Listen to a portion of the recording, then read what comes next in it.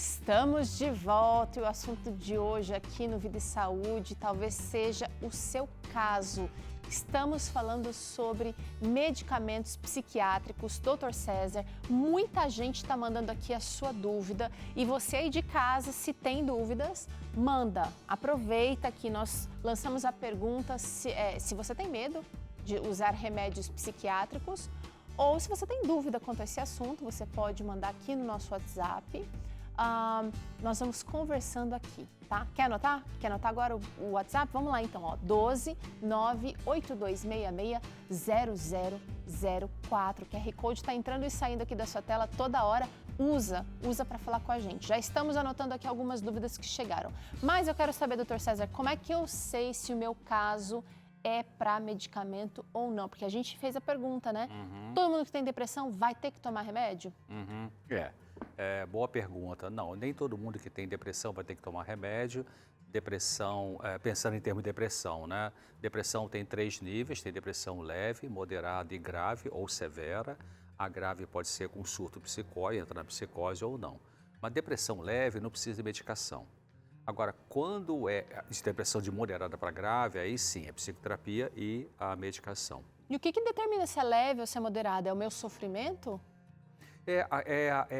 A quantidade de sintomas e a intensidade dos sintomas. Então, por exemplo, a pessoa que tem depressão leve, ela tem uma tristeza, porque depressão tem que ter 2 sintomas principais, tem que ter a tristeza que não passa e tem que ter a perda de prazer nas coisas que a pessoa tinha na vida, incluindo o sexo, comida, sexo, passear, estar com as pessoas. Ela perde o prazer, o significado, a importância e ela tem tristeza. Agora, a depressão leve, você tem uma tristeza que está te perturbando, mas você consegue trabalhar, você consegue cuidar da casa, fazer o serviço da casa, você meio que empurrando, mas você consegue fazer.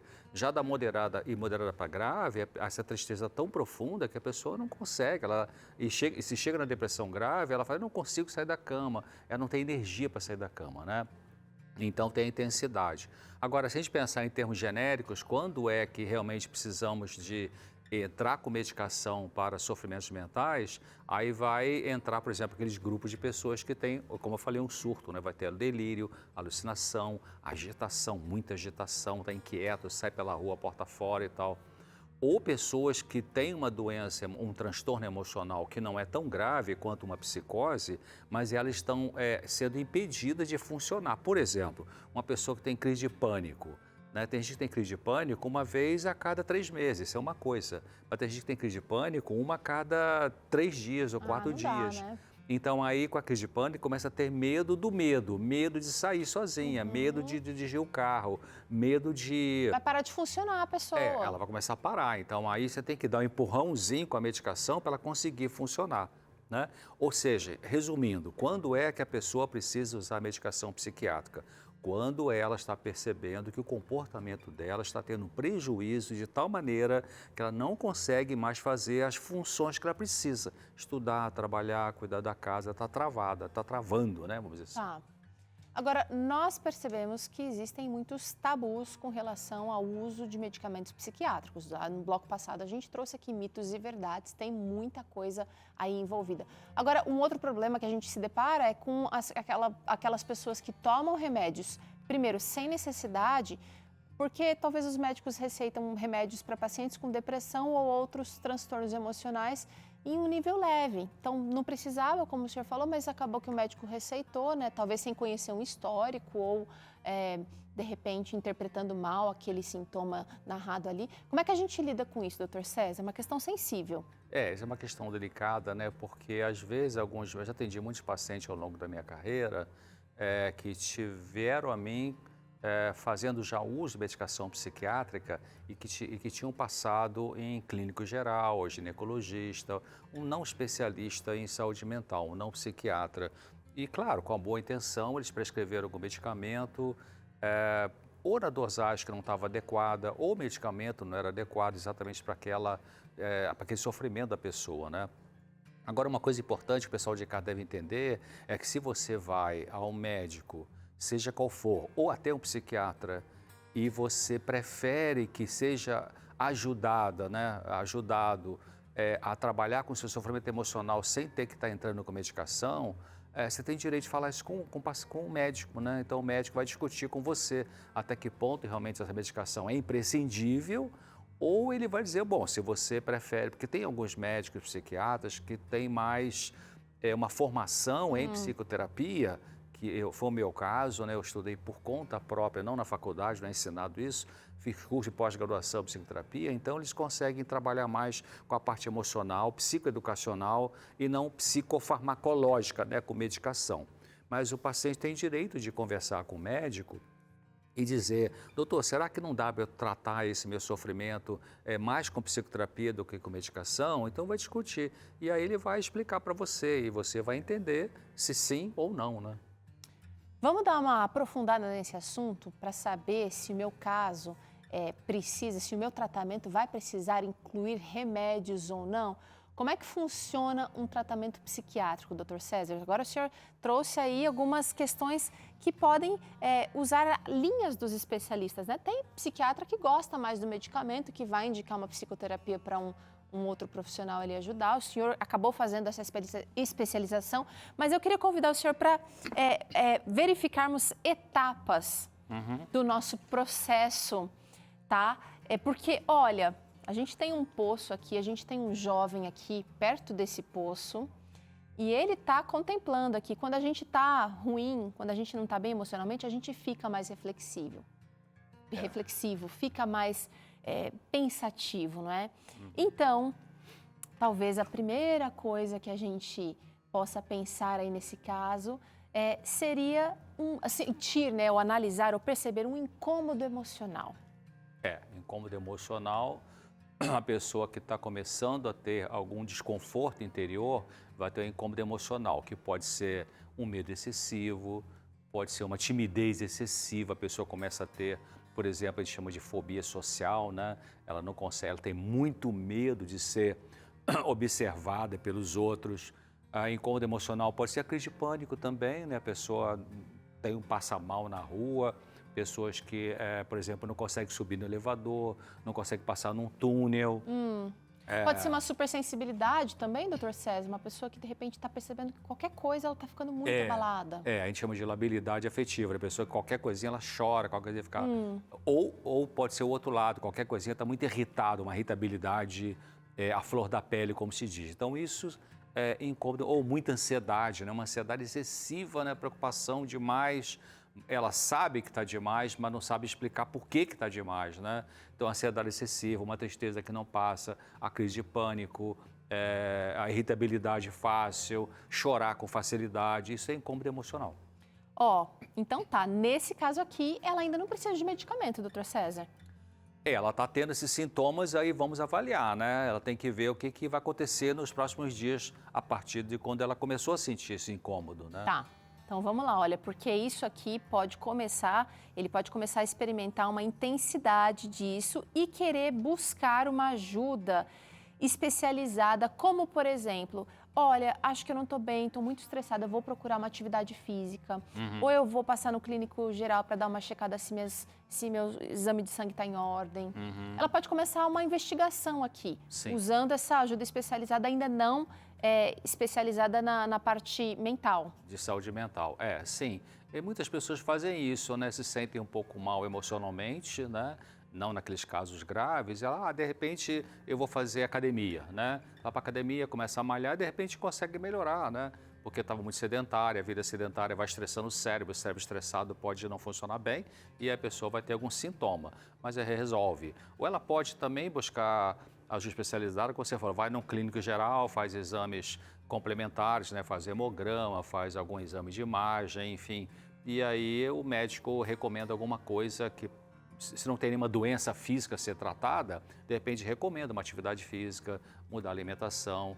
Ou a pessoa pode procurar, tem gente que procura yoga, né? Procura, enfim, alguns métodos alternativos aí e alguns conseguem melhorar, mas alguns não conseguem melhorar procurando essa ajuda que não funcionou para tudo, né? Tá, tem gente que vai ficar nesse estágio aqui, olha, vem aqui comigo, tem gente que vai ficar nesse estágio aqui, mas tem gente que vai descer um pouquinho mais esse aprofundamento desse que começou com incômodo emocional, você começou a procurar, pesquisar, investigar, mas descer um pouco mais e aí receber um encaminhamento para terapia. Porque aí você pode, por exemplo, vamos supor que eu estivesse aqui com um distúrbio de memória, né? Ah, a memória está ruim, o que está acontecendo comigo? Estou tão desatento, não consigo fixar minha atenção nas coisas, no trabalho, não estou tendo mais produção no meu trabalho, até o chefe está falando, o meu colega e tal.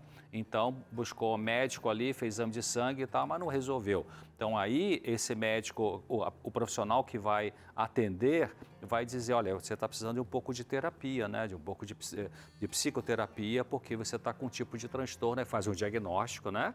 Aí tem que fazer um diagnóstico, esse é o padrão médico, né? A gente escuta a queixa, colhe a história da pessoa, ver a família dela, como é que funciona em relação ao sofrimento, a gente faz um diagnóstico provisório, faz um diagnóstico definitivo e aí faz o tratamento, né? Tá. Então vai ser encaminhado se tiver realmente, claro, a indicação para isso. Olha só, gente, para muita gente, esse vai ser assim, olha, um fundo do poço, de certa maneira, porque a pessoa chegou aqui, ela enfrentou essas situações, essas mudanças aí, e ela realmente está resolvendo com a psicoterapia. Que bom, ela chegou aqui, mas ela tem condições de repente, escalar isso aqui através do tratamento adequado. Mas pode ser que isto não seja suficiente, doutor César. E aí, olha, vai descer um pouquinho mais aqui e ela, então, vai precisar desconfiar de outras possibilidades, doutor César. E vai ser, então, orientado que ela faça exames para checar hormônio, porque existem situações de doença que podem afetar a saúde mental. Sim, é verdade. Tem sintomas de doenças clínicas que mascaram um sofrimento emocional. O exemplo mais típico disso aqui, Tero, é o hipotiroidismo. Né? Ou seja, o mau funcionamento da glândula tireoide, que fica aqui na parte frontal do pescoço, pessoas que têm hipotiroidismo, ou seja, tem uma deficiência de hormônios da tireoide, que é uma glândula, e pode, então, mascarar sintomas depressivos. Então, vai fazer alguns exames para ver. Se for um problema de tireoide, vamos tratar essa tireoide, né? Faz dosagem dos hormônios da tireoide, o T3, o T4. E isso pode ser tanto para homens como mulheres, né, Sim, doutor homens César? e mulheres, Porque um homem com uma tireoide alterada, ele também pode ter sintomas de depressão. Exatamente. Então, aí nos exames de sangue, vai dosar, por exemplo, os hormônios da tireoide, o T3, o T4, o TSH, para ver se estão normais ou não. Se tiver a resposta emocional, melhor, tiver a resposta abaixo do nível de hormônios, então aí vai fazer uma reposição hormonal e corrige, né? Muitas vezes corrige. Ó, o doutor César falou aqui da tireoide, mas pode ser testosterona, pode ser uma prolactina, pode ser tantas coisas, minha gente. E aí, se isso não é corrigido, ou se isso não é nem verificado, doutor César, a pessoa, então, ela pode descer um pouquinho mais aqui nesse fundo de poço, pensando já num tratamento medicamentoso. Aí a gente vai para o nosso assunto de hoje, medicamento psiquiátrico. Então, porque vai que aqui fez o exame, vai até que a pessoa também tinha, eu já atendi pacientes que tinham uma deficiência de hormônio tireoide e foi feita a correção com o endocrinologista, mas continuou com um incômodo emocional. Então, aí a gente vai começar a ver que a pessoa, e também já está fazendo terapia, não está resolvendo, então a gente pode entrar com medicação psiquiátrica específica para aquele tipo de problema que a pessoa tem, né? Agora, doutor César, tem gente que confia apenas nessa indicação medicamentosa e acaba se esquecendo, né? E talvez, eu não sei se isso cabe só ao profissional, psiquiatra, a indicação do medicamento mais a terapia, ou se é o paciente que precisa se ligar, não, eu preciso de terapia também, associada a esse medicamento indicado pelo psiquiatra. Em geral, quando as pessoas vão procurar, por exemplo, um psicólogo para fazer uma terapia psicológica, muitas vezes eu tenho muitos amigos psicólogos e psicólogas, então muitas vezes o psicólogo ele entra em contato comigo, eu estou atendendo a pessoa, fulano de tal, está com esse sintoma, nós estamos trabalhando já há bastante tempo, mas a pessoa está travando ainda, não está conseguindo responder muito bem ao que a gente faz na psicoterapia, não porque a psicoterapia não é eficaz, é porque às vezes a intensidade do sintoma é muito forte, né? Então aí o psicólogo me encaminhava esse paciente e eu então orientava do seu ponto de vista medicamentoso e a pessoa então começava a usar a medicação e continuava com a terapia psicológica. Então isso pode ser feito, esse encaminhamento pode ser feito pelo psicólogo para o psiquiatra ou por um médico clínico geral, um ginecologista, né, ou, enfim, endocrinologista, um clínico geral, trabalha em medicina interna, encaminha para o psiquiatra para poder ter aquela orientação medicamentosa, né? Então, muitas vezes, a união de medicamento e terapia, para alguns casos, funciona melhor do que apenas só do que apenas só medicação ou do que apenas só psicoterapia. Agora, gente, quando a gente está no fundo do poço, é difícil até olhar para cima e enxergar. A gente fala luz no fim do túnel, né? Mas aqui eu vou usar a metáfora do poço. É difícil olhar para cima e enxergar que é possível, doutor César, sair desse limbo aqui e chegar até aqui. Mas todo esse processo, esse caminho feito aqui, pode gerar, sim, uma ajuda. Olha, eu vou puxar aqui agora, para que essa pessoa, ela realmente, saia desse lugar. Porque tem gente que precisa de uma medicação, talvez até mais forte nesse começo, aliada à psicoterapia, mas há mudanças de hábitos, mudanças de atividade. Isso é um trabalho muito estressante, ou a convivência com uma pessoa que de repente está tóxica. Essa pessoa tem condições de sair dali de baixo, né, doutor César? Sim, tem condições. A maioria sai. Né? Felizmente, a maioria sai porque tem bons profissionais que atendem a psicoterapia, tem bons profissionais na área de psiquiatria que sabe medicar bem o paciente, né? Medicações que são eficazes. Então, a grande maioria desses sofrimentos maiores, né? Pânico, depressões, a tristeza difícil, que é a melancolia, né? A pessoa timidez, fobia social, estresse pós-traumático. E a maioria desses sofrimentos que atingem a humanidade em termos emocionais, não os mais extremos, tem bons resultados. E o que eu achei mais legal é que, assim, a gente está focando no nosso assunto aqui sobre medicamentos psiquiátricos, mas é um conjunto de coisas que podem ajudar nessa escalada para realmente ficar bem de novo, né, doutor César? Sim, isso é uma coisa importante, a gente tem que enfatizar aqui, né, Teru, enfatizar para o pessoal de casa, não é só medicação. Pessoal, a medicação tem o seu lugar, como nós já falamos aqui, mas se você está usando medicação com um bom psiquiatra, como apareceu aquela pergunta, né? Eu tomava, agora já não está funcionando bem. Talvez esteja faltando você aprender a lidar com a sua emoção, com o seu pensamento, né? Porque isso é feito através da psicoterapia, tá? Então, a psicoterapia não pode ser deixada de lado se você ficar só achando que o remédio vai fazer tudo, porque o remédio não faz tudo.